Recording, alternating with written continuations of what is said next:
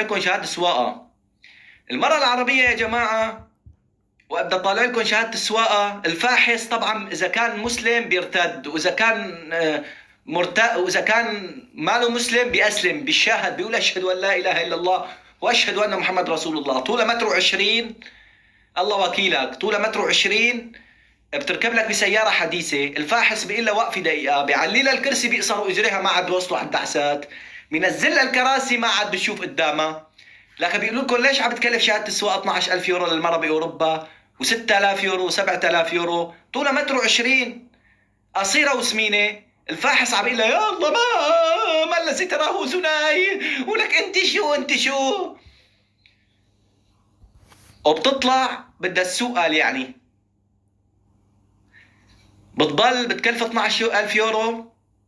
وبعدين بعد ما تخلص والطالعة بتنزل لك فيديو، جبناها بطلوع الروح ومو بالصدفة جبناها، وبتصور لك ايدها بايد ابو وصفي جوزها، وقال يعني مبسوطة هي وياه، والله يحميني اياك يا سندي، والله يحميني اياك يا طيزي.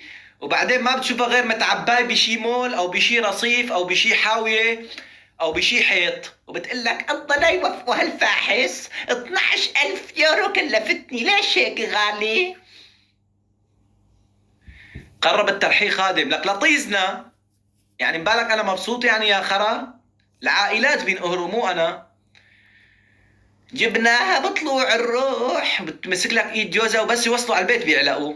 صبيت لك بنزين، لا ما بصب مني، لا صب منك، لا ما معي، لا معك. هيك العالم، هيك انا بعرفكم ولك، كاشفكم على حياتكم كلياتكم. لك اذا بده يشتري، اذا في عالم قاعدين هن ونسوانهم، هو بيدفع اجار البيت نص وهي بتدفع اجار البيت نص، ومصروف الاولاد هي نص وهي نص. مصروف الاولاد شو بكلف الولد بالشهر؟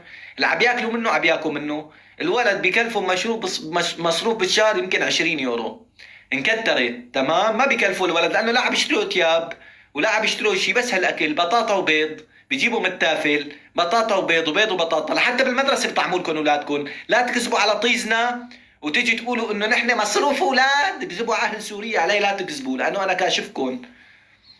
بيقولوا لنا اهل تركيا واهل سوريا مصروف اولاد. كله يكبس على الشاشه، ما حدا عم يكبس على الشاشه، قاعدين عم تسمعوا علي، كبسوا على الشاشه.